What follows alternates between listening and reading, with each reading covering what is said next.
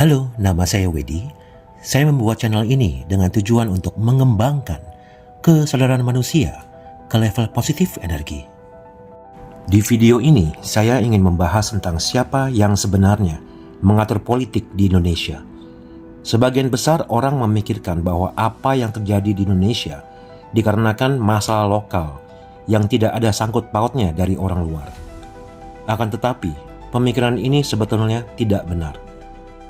Seperti di video saya yang berjudul "Siapa Sebenarnya Yang Mengatur Dunia", ada sekelompok orang yang sudah sejak zaman dahulu mempunyai power yang besar sehingga mengontrol dunia ini. Sekelompok individu ini dinamakan Cabal Family, atau banyak orang menamakan elit global. Cabal Family ini mempunyai kontrol di banking system, government di dunia, pharmaceutical atau obat-obatan di dunia, badan intelijensi, media company, dan sebagainya. Pengaruh kelompok secret society ini mencapai hampir di seluruh negara di dunia termasuk Indonesia. Negara Amerika sampai China pun ada di dalam pengaruh Cabal Family ini. Negara China bisa mencapai salah satu superpower.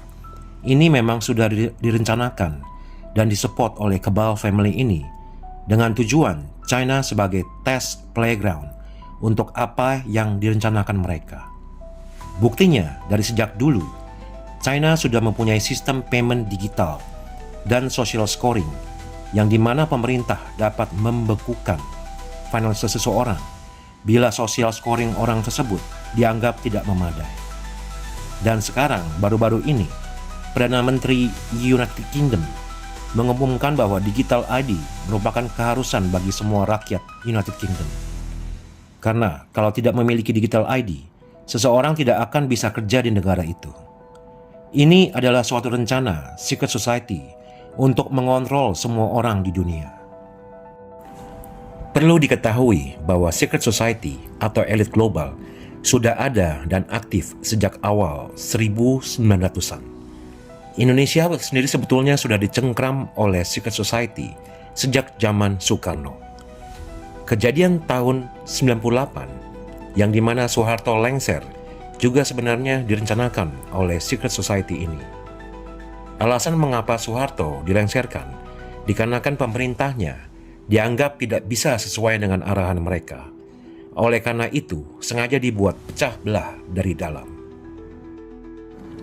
Tujuan dari secret society ini bukan lagi untuk uang, dikarenakan mereka sudah mengontrol financial industry seperti bank, hampir semua perusahaan raksasa, pharmaceutical dunia, dan sebagainya.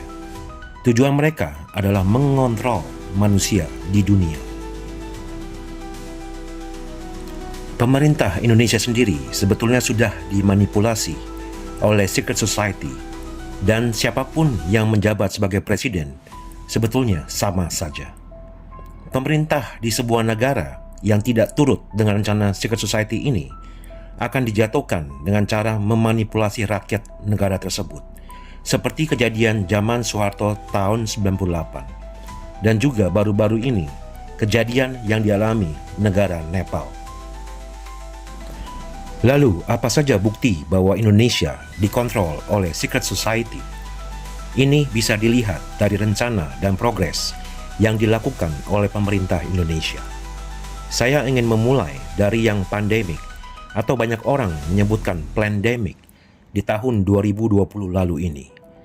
Di saat itu, terjadi pemerintah Indonesia gencar untuk memberikan suntikan ke seluruh rakyat Indonesia.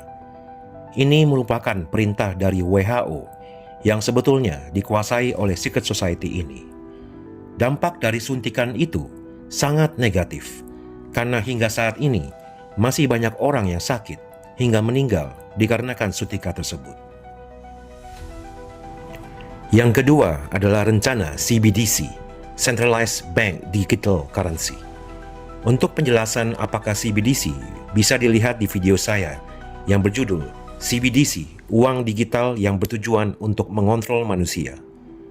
Bank Indonesia sudah mengeluarkan rencana yang dinamakan Project Garuda, yang intinya mengeluarkan rupiah digital. Rencana CBDC ini adalah salah satu rencana dari World Economic Forum atau WEF yang dikontrol oleh secret society. Indonesia sendiri sekarang sudah semakin banyak toko retail yang tidak menerima uang cash, tapi memakai QRIS atau sejenisnya.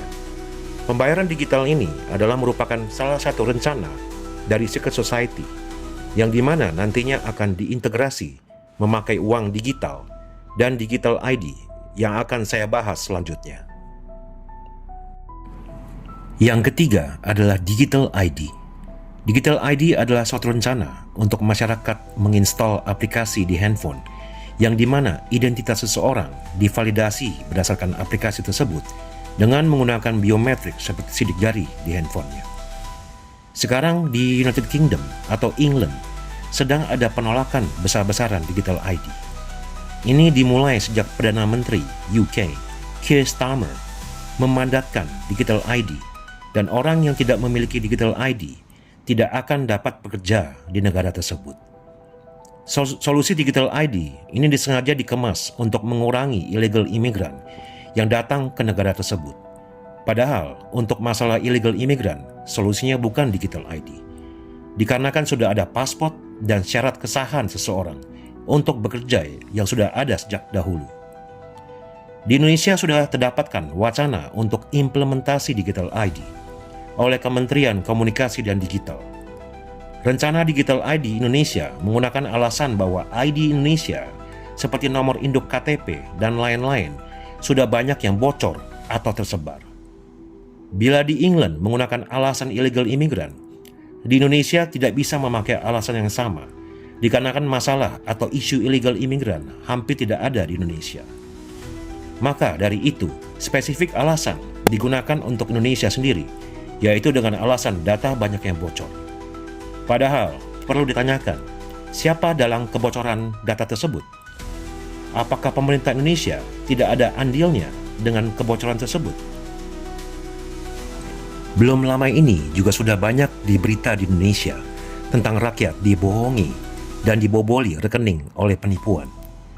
Ini semua bukan kebetulan yang sebetulnya sudah dirancang baik-baik atas arahan dari secret society untuk Indonesia menuju digital ID dan uang digital.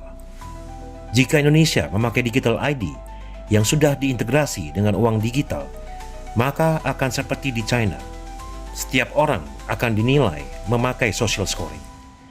Bila ada orang yang belum membayar pajak atau melakukan apa yang tidak disukai oleh pemerintah, maka orang tersebut dapat diblok aksesnya untuk memakai uang sendiri. Di Indonesia, menurut saya, akan juga dibuat naratif digital ID diperlukan untuk mengatasi banyaknya penipuan di kurasnya rekening bank seseorang. Ini bisa dibuat narasi oleh pemerintah Indonesia untuk menanggulangi masalah tersebut.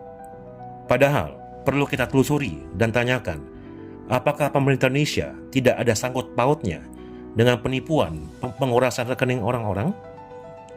Dengan banyaknya berita TV maupun berita di internet tentang banyaknya pengurasan rekening orang-orang, ini memang sudah dibuat narasi ketakutan untuk masyarakat supaya nantinya digital ID akan diterima oleh masyarakat.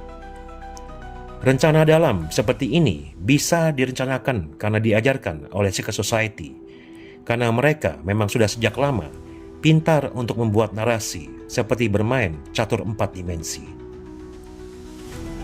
Tujuan saya membuat video ini untuk menyebarkan pengetahuan dan kesadaran kepada masyarakat Indonesia bahwa Indonesia sudah sejak dahulu dimanipulasi oleh elit global atau secret society, seperti yang sudah saya jelaskan sebelumnya. Secret society ini mempunyai formula untuk implementasi rencana mereka, yaitu problem, reaction, dan solution. Mereka akan menciptakan suatu problem atau masalah, dan sesudah itu menunggu reaksi orang-orang.